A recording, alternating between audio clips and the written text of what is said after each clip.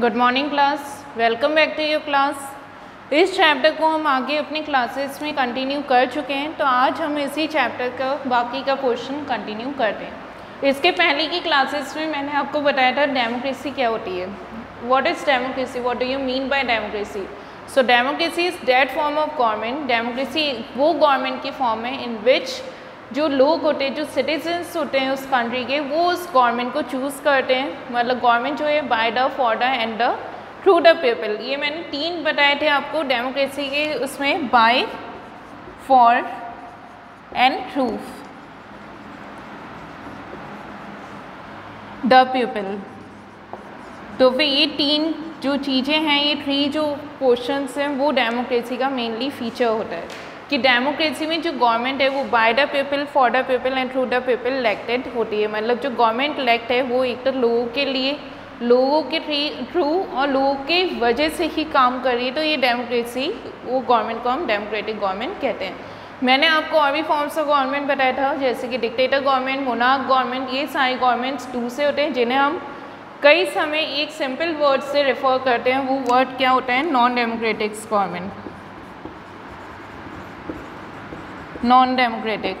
तो ये सिंपली हम नॉन डेमोक्रेटिक अगर कह रहे हैं तो हम समझ जाते हैं डेमोक्रेसी के अलावा जितने फॉर्म्स ऑफ गवर्नमेंट है वो हमारे नॉन डेमोक्रेटिक गवर्नमेंट में आते हैं। चाहे वो मिलिट्री गवर्नमेंट हो गई, डिक्टेटर गवर्नमेंट हो गई, मोनार्क गवर्नमेंट हो गई, ये सारे कॉन्स्टिट्यूशन, ये सारी जो गवर्नमेंट है वो नॉन डेमोक्रेटिक गवर्नमेंट में आते हैं। तो मैंने आपको बताया था, डेमोक्रेसी की डेफिनेशन बताई थी। फिर कुछ फीचर्स भी मैंने आपको डेमोक्रेसी में बताए थे। डेमोक्रेसी के फीचर्स क्या होते हैं? डेमोक्रेसी में हर एक पर्सन जो होते हैं उसके पास इक्वल राइट होते हैं। तो हमने पढ़े अपनी बेसिक क्लासेस में फंडामेंटल राइट्स के बारे में कि हमारे पास सारे फंडामेंटल राइट्स होते हैं। क्योंकि हमारा इंडिया कैसी कंट्री है? हमारी इंडिया एक डेमोक्रेटिक कंट्री है। तो हमारे पास राइट होता है, right to equality, right to freedom of speech, expression. ये सारी जो right, culture and educational rights, ये सारे राइट्स जो हैं वो ये शो करता है कि हम एक डेमोक्रेटिक कंट्री के सिटीजन हैं। उसके बाद मैंने आपको एक और टर्म बताया था। वो टर्म क्या था? Universal adult franchise. इसका मतलब क्या होता है? यूनिवर्सल एडल्ट फ्रेंचाइज का मतलब ये होता है every citizen, universal adult franchise. इस टर्म का मतलब क्या था कि every citizen of the country who is 18 और above 18 years has a right to vote without any discrimination. तो फिर इसका मतलब यही था कि यूनिवर्सल एडल्ट फ्रेंचाइज में हर एक सिटीज़न जो कि इंडिया का हर एक सिटीज़न जो 18 ईयर्स या 18 ईयर्स के अबव एज का है, उसे वोटिंग के सारे राइट्स होते हैं बिना किसी डिस्क्रिमिनेशन के। मतलब कोई डिस्क्रिमिनेशन नहीं है, वो किस कास्ट से, किस रिलीजन से, किस जेंडर से, कहाँ से बिलोंग कर रहे, प्लेस ऑफ बर्थ, इन सब का कोई डिस्क्रिमिनेशन नहीं होता। बस अगर उसकी एज क्राइटेरिया 18 या 18 प्लस हो जाती है तो वो वोटिंग दे सकता है, वोट कर सकता है इलेक्शन में। तो उसे हम यूनिवर्सल एडल्ट फ्रेंचाइज कहते हैं। ये हम इंडिया क्यों कह रहे हैं? मैंने तब आपको ये भी बताया था कि हम इंडिया इसलिए कह रहे हैं क्योंकि ये देखा गया है कई बार दूसरी कंट्रीज़ जो होती हैं वहाँ पर ये जो मिनिमम एज हम कह लें वो एज डिफरेंट होती है। कहीं पर 21 भी होती है, कहीं भी कुछ और भी होती हैं। तो फिर इस वजह से हम इंडिया वर्ड को यूज़ कर देंगे, ठीक है। उसके बाद मैंने व्हाट इज़ डेमोक्रेसी हो गया था। उसके बाद मैंने आपको फ्री एंड, हाँ, मैं come to the page number 26 features में मैंने आपको 2-3 चीज़ें और पढ़ाई थी। रूलिंग पार्टी क्या होती है? जो पार्टी इलेक्शन में विन कर जाती है, उसके बाद वो अपनी गवर्नमेंट फॉर्म कर जब कंट्री में अपनी गवर्नमेंट को रूल करवाती है या लॉ एंड ऑर्डर बनाती है, उसे हम रूलिंग पार्टी कहते हैं। अपोजिशन पार्टी कौन सी होती है? वो पार्टी जो इलेक्शन में हार जाती है, लूज़ कर जाती है इलेक्शन, तो वो हमारी अपोजिशन पार्टी होती है। सिटीजन कौन होते हैं? जो कंट्री में रह रहे लोग होते हैं, उन्हें हम सिटीजन्स कहते हैं। जो कि एक तरीके से लीगली उनके पास ऐसे कार्ड्स होते हैं या उनके पास आइडेंटिटी होती है कि वो उसी कंट्री के रहने वाले हैं, तो उन्हें हम सिटीजन्स कहते हैं। तो यहाँ तक आपको क्लियर हो गया होगा। उसके बाद मैंने आपको फीचर्स ऑफ डेमोक्रेसी में free and fair electoral competition भी बता दिया था कि डेमोक्रेसी का एक ये भी फीचर होता है कि डेमोक्रेसी में जो इलेक्शन होते हैं वो फ्री एंड फेयर मैनर्स होते हैं। फ्री एंड फेयर मैनर्स से क्या कि जैसे हम अपनी इंडिया का ही एग्जाम्पल लेकर चलें तो हम देखते हैं इंडिया में हर 5 ईयर्स के बाद इलेक्शन होता है। कोई भी इलेक्शन हो, अगर स्टेट गवर्नमेंट का इलेक्शन हो तो जब से गवर्नमेंट इलेक्ट हुई है उसके 5 ईयर्स के बाद नेक्स्ट इलेक्शन होगा ही होगा। सेंट्रल गवर्नमेंट है 5 ईयर्स के बाद इलेक्शन होगा, लोकल गवर्नमेंट है 5 ईयर्स के बाद इलेक्शन होगा। तो ये जो इलेक्शन का प्रोसेस होता है हर 5 ईयर्स के बाद जो इलेक्शन होता है ये एक तरीके से फ्री एंड फेयर इलेक्शन होता है। फिर इसमें फेयर इलेक्शन के बारे में मैंने आपको बताया था। फेयर इलेक्शन का मतलब क्या होता है? फेयर इलेक्शन का मतलब होता है कि बिना किसी चीटिंग के जब इलेक्शन होता है। चीटिंग कैसे होती है? जैसे बूथ कैप्चरिंग मैंने आपको बताया था, आपको याद होगा बूथ कैप्चरिंग में क्या कहा था मैंने। बूथ कैप्चरिंग क्या होता है कि हमें जो पता है कि इलेक्शन के समय पोलिंग बूथ्स बनाए जाते हैं। पोलिंग बूथ्स में क्या होता है कि जो भी जिन्हें वोट देना होता है वो वहाँ जाते हैं और अपना वोट जो है वो कास्ट करते हैं या अपना वोट जो है वो डालते हैं। तो वे यहाँ पे क्या होता है कि कई बार ये देखा जाता है उन बूथ्स को कैप्चर कर लिए जाते हैं। कैप्चर कैसे कर लिए जाते हैं? या तो मसल पास से या फिर किसी न किसी इलीगल वे से। मसल पास से जैसे कोई पार्टी है उसने अपने कुछ जो भी उनके मेंबर्स हैं पार्टी मेंबर्स उनको वहाँ पे खड़ा कर दिया और वहाँ पे लोगों को थ्रेटन करने लगे, डराने लगे कि अगर आपने वोट इस पार्टी को नहीं दिया तो वो आप मतलब वायलेंस क्रिएट करेंगे। तो उससे हम कहते हैं बूथ कैप्चरिंग बाय मसल पार, मतलब डरा धमका कर जब लोगों से वोट लिया जाता है तो उसे मसल पार कहा जाता है। उसके बाद दूसरे वेज क्या हो गए? लोगों को ब्राइब करना, लोगों को पैसे देकर या जो भी उनको कुछ ना कुछ मटेरियल देकर उनसे वोटों को लेना, उनसे वोट अपने फेवर पे कास्ट करवाना। तो ये सारे बूथ कैप्चरिंग हो गए। तो ये सब चीज़ों को रोका जाता है हमारे वहाँ। ये चीज़ों को किस ऑर्गेनाइजेशन के थ्रू रोका जाता है? ECI। कौन रोकता है? ECI, election commission of India. ये इन चीज़ों को चेक करता है कि कहीं पे ऐसी इलीगल प्रैक्टिसेस या मेल प्रैक्टिसेस मतलब गलत चीज़ें, मेल प्रैक्टिसेस या कहीं पे कोई लीगल प्रैक्टिसेस तो इलेक्शन के लिए नहीं हो रहा है, ये बात ECI चेक करता है और ये खास करके बूथ कैप्चरिंग का जो प्रोसेस होता है उसे रोकता है। तो ये सारा काम जो है वो डेमोक्रेटिक गवर्नमेंट में होता है, जो ट्रूली डेमोक्रेटिक गवर्नमेंट है। अब ट्रूली डेमोक्रेटिक गवर्नमेंट मैंने क्यों कहा? क्योंकि ऐसा देखा गया है बहुत कंट्रीज़ में डेमोक्रेटिक गवर्नमेंट होता है लेकिन वहाँ पे क्या होता है, वहाँ पे ये चीज़ें नहीं होती हैं। ना इलेक्शन 5 ईयर्स बाद होते हैं, ना ही वो सही से इलेक्शन वहाँ पे हो पाता है। तो ऐसी काफ़ी कंट्रीज़ होती हैं। तो उस कंडीशन में हम इसलिए कहते हैं फ्री और फेयर दोनों तरीके से इलेक्शन हो, मतलब इलेक्शन 5 साल बाद भी हो, 5 ईयर्स बाद, या जो भी उस कंट्री का प्रोसेस है 6 ईयर्स बाद, 4 ईयर्स बाद, जो भी है उतने टाइम इंटरवल के बाद इलेक्शन हो भी और फेयरली मैनर से हो। अब एग्जाम्पल क्या हो गया? जैसे फॉर एग्जाम्पल USA का, अभी आपने देखा अमेरिका के इलेक्शंस हुए, इलेक्शन हर रेगुलर इंटरवल में हो रहा है, 4 ईयर्स बाद होना है, 4 ईयर्स बाद इलेक्शन हो रहे हैं। लेकिन हुआ क्या? जब हमने देखा वहाँ इलेक्शन हो रहा था लोगों में झगड़े, वोटिंग के टाइम से ज़्यादा वोटिंग हो रही है। तो ये सब फेयर प्रैक्टिसेस नहीं है, वो सब मेल प्रैक्टिसेस हैं जो कि शो करता है वो कंट्री ट्रूली डेमोक्रेटिक नहीं है, क्योंकि वहाँ पे जो इलेक्शन है वो फेयर मैनर से नहीं हो पा रहा है। तो आई होप आपको क्लियर हो गया होगा फ्री एंड फेयर मैनर का।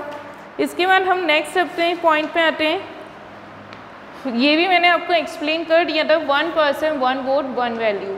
मतलब अगर कोई कंट्री डेमोक्रेटिक है तो उनके पास क्या होगा कि जो भी कंट्री डेमोक्रेटिक होगी उस कंट्री में जो वोटिंग राइट्स हैं वो हर एक पर्सन के पास होंगे, जो भी एक सर्टेन क्राइटेरिया को फॉलो करते हैं या एलिजिबिलिटी क्राइटेरिया को फॉलो करता है उसके पास वो वोटिंग राइट्स होंगे। जैसे कि हमने कहा इंडिया में यूनिवर्सल एडल्ट फ्रेंचाइज के हिसाब से 18 या 18+ के हर एक सिटीज़न के पास वोटिंग राइट्स होते हैं, तो उसके पास वोटिंग राइट्स होंगे। और ये वोटिंग राइट्स क्या करेंगे? वो इन वोटिंग राइट्स के थ्रू या फिर हम कह लें इन वोटिंग राइट्स के हिसाब से वो वोट अपना कास्ट कर सकते हैं। फिर अब हमने ये तो पढ़ लिया 1 पर्सन, हर पर्सन के पास वोटिंग राइट हो गया। अब हर पर्सन का जो वोट है उसकी वैल्यू भी 1 हो। इसका कहने का मतलब क्या है कि हमने देखा कई कंट्रीज़ ऐसी हैं जिन कंट्रीज़ में जो वोट है, जैसे एक किसी हम मान लें किसी रिच सोसाइटी से बिलोंग कर रहे पर्सन ने एक वोट डाला, उसके वोट की 2 वैल्यू है, मतलब उसका एक वोट 2 के हिसाब से गिना जाएगा। और वहीं पे किसी पुअर पीपल ने डाला, ये वीकर सेक्शन ऑफ सोसाइटी ने डाला, उसका वोट 1 गिना जाएगा। तो यहाँ पे वैल्यू में आप देख रहे हो डिफरेंस आ रहा है। जैसे कि ये बहुत कंट्रीज में होता था, आपने फ्रेंच रेवोल्यूशन पढ़ा हिस्ट्री में। फ्रेंच रेवोल्यूशन में आपने देखा कि वहाँ पे जो फर्स्ट स्टेट था उसके वोट की वैल्यू ज़्यादा थी as compare to third state. तो उसी तरीके का सिचुएशन यहाँ पे। तो ये जो है ये वोट की वैल्यू सेम नहीं है। लेकिन अगर हम इंडिया में देखें तो अगर एक पर्सन वोट कर रहा है, चाहे वो किसी भी सोसाइटी से बिलोंग कर रहा हो, उसकी भी वन वैल्यू होती, चाहे वो रिच सोसाइटी से हो, पुअर सोसाइटी से हो, तो उनकी वोट की वैल्यू वन ही होती है। तो ये डेमोक्रेसी का एक फीचर होता है कि हर एक पर्सन के पास एक वोट होगा, उस वोट की एक ही वैल्यू होगी। तो फिर ये one person one vote one value, ये आपका सेकंड फीचर हो गया। यहाँ तक मैंने आपको पढ़ा दिया था, तो आई होप ये पूरा आपको क्लियर हो गया होगा। ये पूरा मैंने आपको क्लास में करवा दिया था। अब हम आज नया अपना टॉपिक स्टार्ट करते हैं। Page number 29, page 29, rule of law and respect for rights. Rule of law and respect for rights का क्या मतलब है कि जैसे एक डेमोक्रेटिक कंट्री है, मोस्टली आज तक हम देखिए वर्ल्ड में हर कंट्री के पास अपना कॉन्स्टिट्यूशन रहता है। तो एक डेमोक्रेटिक कंट्री है, वहाँ पे कॉन्स्टिट्यूशन फ्रेम्ड है, जैसे हमारी कंट्री में भी कॉन्स्टिट्यूशन है। अब उस कॉन्स्टिट्यूशन के हिसाब से वर्क ही नहीं हो रहा, तो क्या उस कॉन्स्टिट्यूशन का कोई फ़ायदा है? नहीं, और ना ही वो कंट्री डेमोक्रेटिक कही जाएगी। तो इसका मतलब यही है कि अगर कोई कंट्री है वहाँ पे कॉन्स्टिट्यूशन है, उस कॉन्स्टिट्यूशन के हिसाब से वर्क हो रहा है, तो वो कंट्री डेमोक्रेटिक होती है और हर एक पर्सन के पास इक्वल राइट्स होने चाहिए। So first point, first line, Zimbabwe attained independence from white minority rule in 1980। Zimbabwe को इंडिपेंडेंस कब मिली थी? 1980 पे मिली थी। Since then the country has been ruled by ZANU-PF, the party that led the freedom struggle. Its leader Robert Mugabe has been ruling the country since independence। जो ZANU-PF था, इस पार्टी ने ही इंडिपेंडेंस के लिए फ़ाइट किया था। मतलब उसके पहले जिम्बाब्वे में वाइट माइनॉरिटी का रूल था, जिसके अगेंस्ट फाइट किसने किया था? ZANU-PF जो पार्टी थी उसने फ़ाइट किया था। इसके जो रूलर थे वो कौन थे? रॉबर्ट मुगाबे थे, ये इसके लीडर थे। अब यहाँ पे क्या हुआ कि जब इंडिपेंडेंस मिल गई उसके बाद इसी पार्टी ने रूल करना स्टार्ट करी, इसी पार्टी की गवर्नमेंट बन गई और रॉबर्ट मुगाबे इसके लीडर थे। Elections have been held regularly and always won by ZANU-PF। President Mugabe is popular but also uses unfair practices in election. अब इसके बाद इंडिपेंडेंस के बाद जो पार्टी थी, मैंने अभी आपको कहा ZANU-PF ही जो थी वो रूलिंग पार्टी हो गई और जो रॉबर्ट मुगाबे थे वो प्रेसिडेंट बन गए। अब यहाँ पे जो इलेक्शन था वो हर रेगुलर पीरियड के बाद हेल्ड होता था, मतलब जितने टाइम के बाद, जैसे 4 इयर्स 5 इयर्स 6 इयर्स जिसके टाइम के बाद इलेक्शन होना है नेक्स्ट, वो उसी तरीके से हेल्ड होता था। लेकिन क्या था कि जो रॉबर्ट मुगाबे थे वो इलीगल प्रैक्टिसेस इलेक्शन में यूज़ करते थे। Over the years, his government has changed the constitution several times to increase the powers of the president and make him less accountable. Opposition party workers are harassed and their meeting disrupted. Public protests and demonstrations against the government are declared illegal. There is a law that limits the right to criticize the president. Television and radio are controlled by the government and give only the ruling party's version. They are independent newspapers, but the government harasses those journalists who go against it. The government has ignored some court judgments that went against it and has pressurized judges. तो यहाँ पे आपको पूरा situation उन्होंने बताया कि वो election के लिए इलीगल प्रैक्टिसेस का यूज़ किया करते थे। इलीगल प्रैक्टिसेस कैसी हो गई? जैसे वो लोगों को, जो भी अपोजिशन पार्टी के लोग थे, उन्हें डराते थे, उन्हें धमकाते थे। उनकी जो भी मीटिंग्स होती थी, जैसे अपोजिशन पार्टी है वो भी तो आपस में मेंबर्स में कभी कभी मीटिंग करते थे, उन मीटिंग्स को पूरी तरीके से डिस्टर्ब कर देते थे, उन मीटिंग्स को कंप्लीट नहीं होने देते थे। उसके साथ कोई भी पर्सन अगर उनके अगेंस्ट जाता था, जैसे जो प्रेसिडेंट मुगाबे थे, अगर उनके अगेंस्ट जाकर कोई पर्सन कुछ बोलता था तो उसे पनिशमेंट दिया जाता था। फिर वहाँ पे जो कॉन्स्टिट्यूशन था उसे काफ़ी बार चेंज किया गया था, काफ़ी समय से उसे चेंज करा जाता था। और कॉन्स्टिट्यूशन चेंज करने का मेन रीज़न क्या रहता था कि वहाँ पे ऐसे लॉस या ऐसे हम कह लें डिसीजंस लिए जाते थे जिसके हिसाब से ज़्यादा पावर्स जो हैं वो किसे मिल जाए? प्रेसिडेंट मुगाबे को मिल जाए। और जो लोगों के पास पास हो कम हो जाए, जिससे कि वो प्रेसिडेंट को क्रिटिसाइज़ ना कर पाए। मतलब अगर जैसे ज़्यादा से ज़्यादा होल्ड उनके प्रेसिडेंट के पास है तो कोई भी उनके अगेंस्ट कुछ बोल ना पाए। उसके साथ ही न्यूज़पेपर, जो इंडिपेंडेंट न्यूज़पेपर थे, मतलब जो गवर्नमेंट के अंडर वर्क नहीं करते थे, उन न्यूज़पेपर्स को भी जो रॉबर्ट मुगाबे थे या प्रेसिडेंट मुगाबे थे, वो बहुत ज़्यादा उन जर्नलिस्ट को परेशान करते थे। जर्नलिस्ट कौन होते हैं? जो न्यूज़ गैदर करते हैं। उन्हें परेशान करते थे कि वो गवर्नमेंट के अगेंस्ट कोई न्यूज़ प्रिंट ना करे। फिर कोर्ट्स में जो जजेस होते थे, अगर वो गवर्नमेंट के अगेंस्ट कोई या किसी गवर्नमेंट के रूलिंग पार्टी के किसी रूलर या मेंबर के अगेंस्ट कोई डिसीजन ले रहे तो उसे भी प्रेशराइज किया जाता था कि वो अपने डिसीजंस चेंज कर दें। मतलब हर तरीके से हमने देखा, हर प्रोसीजर से जो कॉमन थिंग था वो ये था कि रॉबर्ट मुगाबे भले ही कहने को एक डेमोक्रेटिक कंट्री हो गई थी जिम्बाब्वे, लेकिन वहाँ पे डेमोक्रेसी जैसी कुछ नहीं थी। लोगों के पास राइट्स नहीं था कि वो अपने कुछ भी अपने लिए कुछ भी कह सके, और कोई भी वहाँ पे प्रेसिडेंट के अगेंस्ट कुछ नहीं कह सकता था। अगर वो प्रेसिडेंट के अगेंस्ट कोई भी बात कहता या कुछ भी कहता तो उस केस में उसके साथ वायलेंस होता था, उसे इलीगल तरीके से पनिशमेंट दिए जाते थे। तो मतलब अलग अलग तरीके से उसे हैरेस किया जाता था, जिससे कि वो कभी भी आगे प्रेसिडेंट के अगेंस्ट कोई बात अपनी नहीं कह सके। So next line, the example of Zimbabwe shows that popular approval of the rulers is necessary in a democracy, but it is not sufficient. तो ये हमें पता चलता है कि जो डेमोक्रेसी है वहाँ पे हर किसी का पार्टिसिपेशन कैसे ज़रूरी है, और जो कॉन्स्टिट्यूशन है उन सब की भी क्या ज़रूरत है। Popular governments can be undemocratic, popular leaders can be autocratic. If we wish to assess a democracy, it is important to look at the elections. But it is equally important to look before and after the election. There should be sufficient room for normal political activity. अगर हमें democratic government कहीं पे पता करनी है, मतलब किसी country में हमें ये पता करना है कि यहाँ पे डेमोक्रेसी है या नहीं है, तो ये बहुत ज़रूरी हो जाता है कि हम ये पता करें वहाँ पे इलेक्शन किस प्रोसीजर में होते हैं। लेकिन उसके साथ ही हमें ये भी पता करना चाहिए इलेक्शन के आगे की situation and after the election की सिचुएशन, मतलब इलेक्शन के आगे और बाद की सिचुएशन क्या रही, दोनों कंडीशंस को भी हमारे लिए देखना जरूरी हो जाता है। जैसे कि हमने यहीं पे पढ़ा, रॉबर्ट मुगाबे के आगे जिम्बाब्वे जो था वो एक अनडेमोक्रेटिक कंट्री था, या उन्हें इंडिपेंडेंस नहीं मिली थी। फिर हमने देखा उन्हें इंडिपेंडेंस मिली और रॉबर्ट मुगाबे की जो पार्टी थी ZANU-PF वो ही रूलिंग पार्टी हो गई। लेकिन हमने देखा इलेक्शन के बाद के रिजल्ट और वर्स्ट हो गए, क्योंकि अब क्या हुआ कि रॉबर्ट मुगाबे जो थे वो लोगों को परेशान करते थे और वो अपनी ही पार्टी, अपनी ही गवर्नमेंट पूरी तरीके से वहाँ पे सेट करके उनने रखा था। तो ये ज़रूरी है अगर कोई कंट्री डेमोक्रेटिक है कि वहाँ पे election free and fair manner से हो और वहाँ पे लोगों के पास इक्वल राइट्स हो, including political opposition in the period before elections. This requires that the state should respect some basic rights of the citizen. They should be free to think, to have opinions, to express these in public, to form association, to protest and take other political action.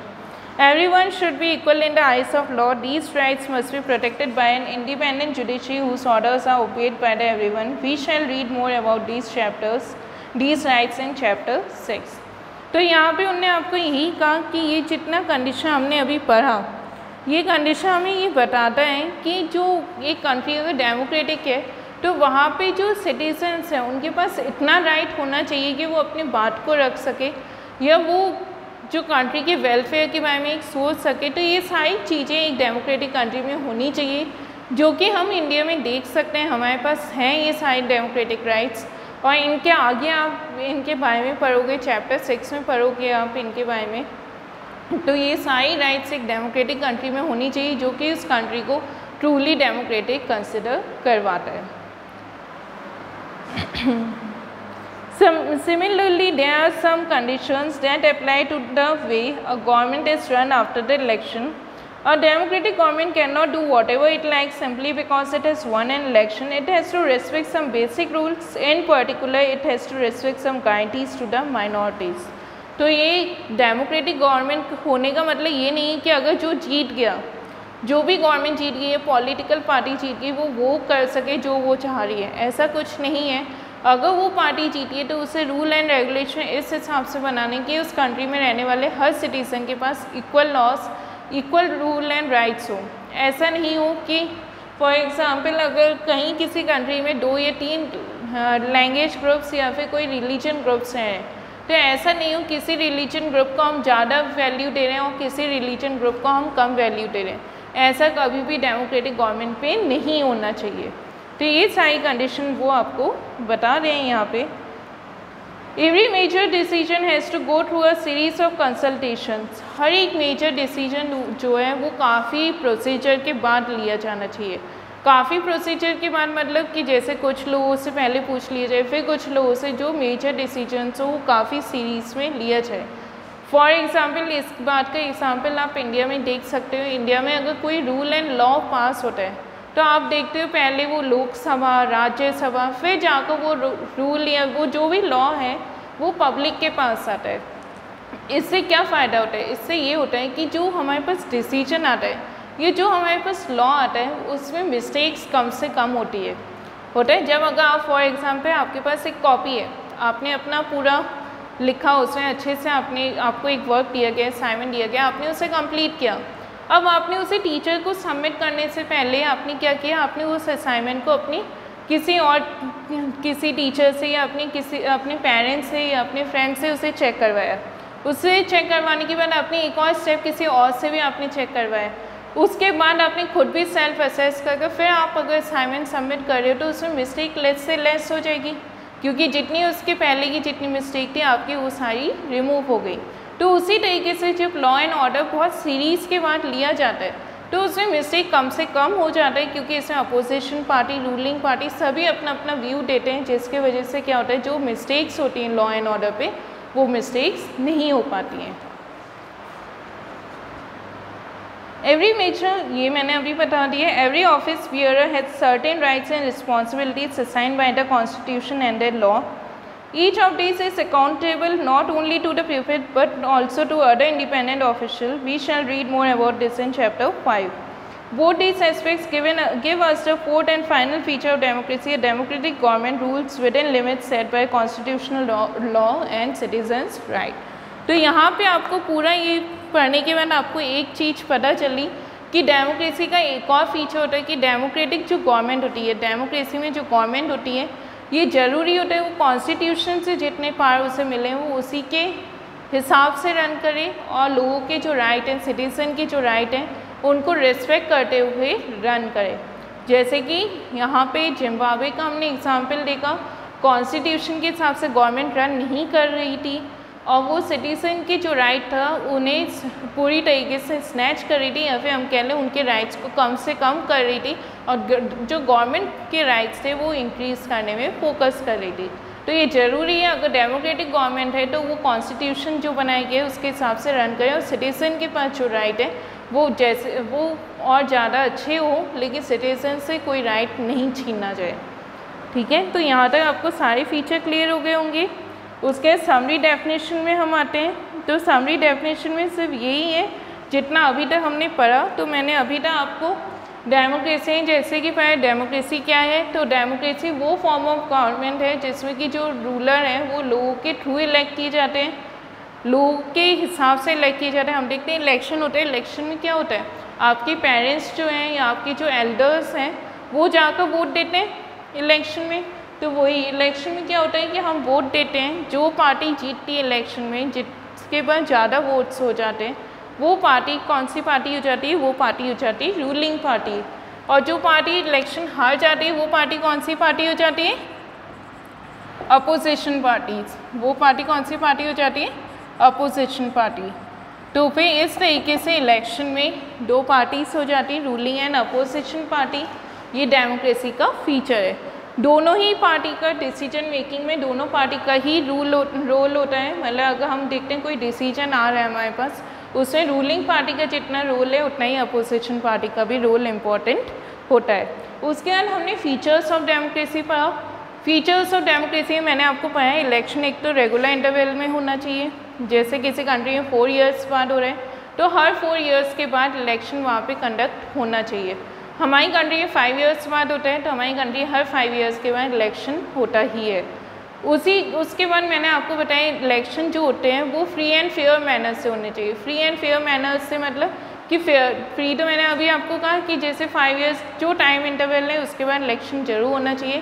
Fair manner से जो illegal practices या mail practices जो election में use होता है, bribe करना या लोगों को किसी तरीके से थ्रेटन करना, इन सारी चीज़ों को अवॉइड करना चाहिए। डेमोक्रेसी इलेक्शंस में ऐसा नहीं होता है।